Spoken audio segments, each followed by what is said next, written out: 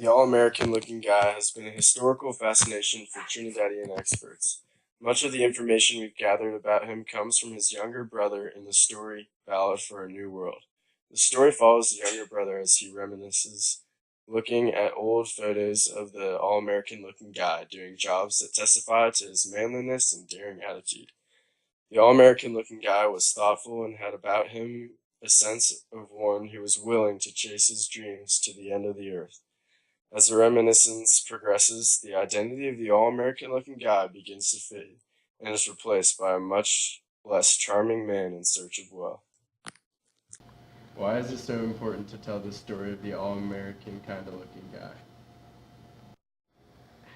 To tell the story of the all-American kind of looking guy is to tell the story of Trinidad.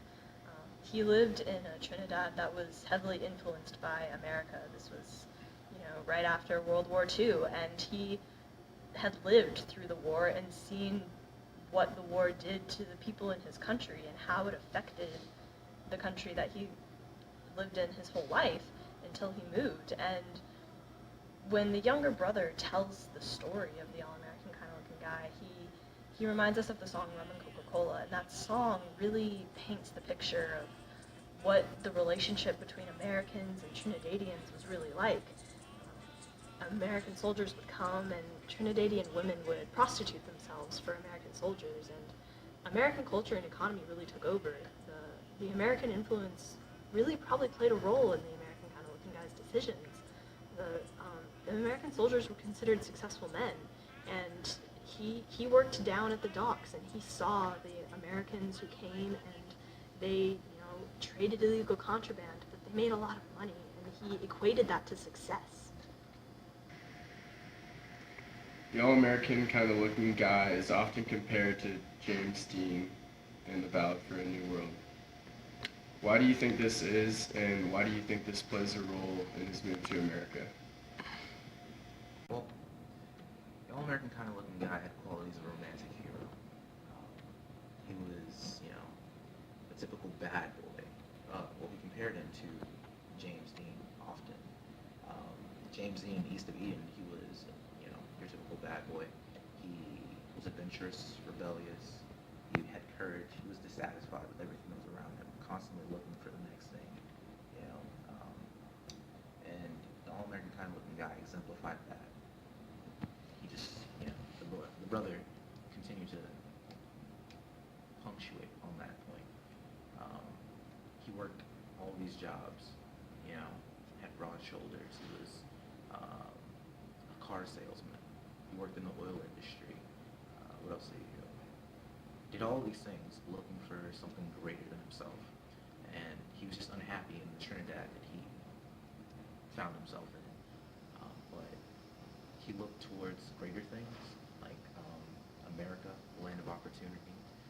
And he went and ventured out to there, but he got swept up in the whole ideal of wealth, of getting another opportunity, and he ended up losing his spark, his rebellious smile, his adventurous spirit. He ended up being satisfied, came back a different character. His brother noted on that, and the whole time he was just caught up in his follies de grandeur, or however the French say it, that whole dynamic. He realized that wealth isn't really what he wanted, because the whole time he was just thinking about Pabula, just wanted to be with him again, and reminisced on that. I feel that's where his heart lies.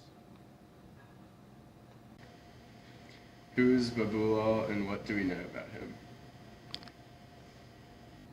So Babulal was the most mysterious aspect of the all-American kind of looking guy's life, but arguably one of the most important. He was an East Indian boy that the all-American kind of looking guy fell in love with, and they had a relationship that really reflected all-American kind of looking guys' romantic hero nature. They were dreamers together. They had a very romantic relationship. They rode horses together. It was a very idealistic scenario. Now, at some point, their relationship ended, and no one one knows what happened to Babulal. Historians have been looking for years, and nobody really knows. And the absence of Babulal is what really made the all-American kind of looking guy begin chasing wealth. He was unhappy, and he wanted his happiness back. And he started chasing his wealth and success as a means to find happiness, but in the end, he just wanted Babulal again. He wants Babulal to see what he's done now and see America and see all the things he's done, but he doesn't have Babulal, and ultimately he's unhappy because of that.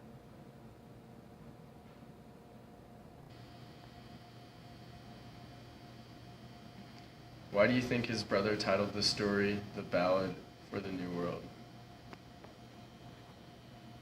Well, you see, a ballad is basically a song or poem that has short stanzas that tell a story, typically about love. This story is a song about love. How one man is trying to attain who he loves. Bless you. Typically, this story also functions as a metaphor for colonialism. You take the term New World, for example. During imperialistic times, they were already a civilization on their own. Likewise, the all-American kind of looking guy was a man all on his own. Come in the colonists, and they bring their own ideals and change their way of life. And they were influenced. So was the all-American kind of looking guy. He allowed himself to be dissuaged from his original way, if you will. He went after capitalism. He got his own business, attained wealth.